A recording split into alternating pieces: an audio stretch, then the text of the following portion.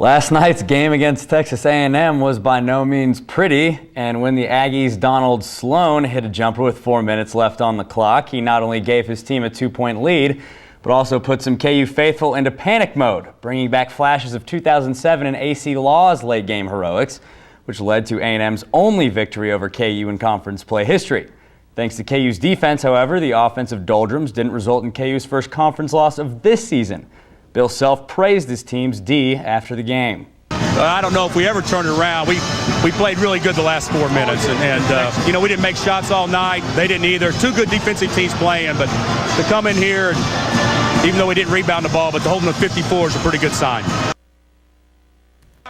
KU is holding teams to 36.4% from the field and did one better on the Aggies last night, forcing them to shoot only 34.9%, lower than their season average. A&M's leading scorer Donald Sloan managed to score 15 on the Hawks, but did so while shooting only 33%, which is horrible when you consider he shoots 53% from the field on the season.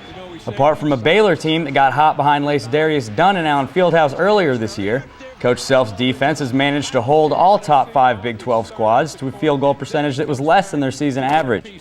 The best performances in that category for the KU defense have been last week's Big Monday game against UT and last night's Big Monday game against the Aggies. In both games, Texas and Texas A&M only managed to make 22 shots while putting in around 10% less of their field goal attempts. Oh yeah, by the way, when the Jayhawks only lost this season to Tennessee, the Volunteers left the game with a field goal percentage that was higher than their season average. Things couldn't be going much better for the men's basketball team. Things couldn't be going much worse for the women. After losing Danielle McCray for the season to a knee injury, KU lost a thriller to the Longhorns in double overtime over the weekend. Things don't look to be getting any easier as the team hits the road for a game in Boulder tonight. Bonnie's squad won a game at home against the Buffs in January, but the road is a whole different challenge. The Jayhawks have come home with a loss the last 4 times they played in Boulder.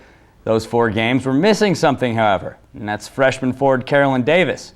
The 2-time Big 12 Freshman of the Week has posted a double-double in 4 of the last 5.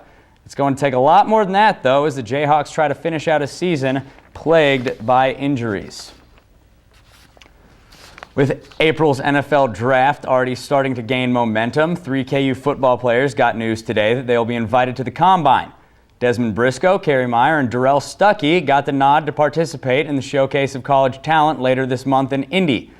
Stuckey has already started to turn heads with his offseason performance, recording a game-high tying 7 tackles in January's East-West Shrine Bowl game.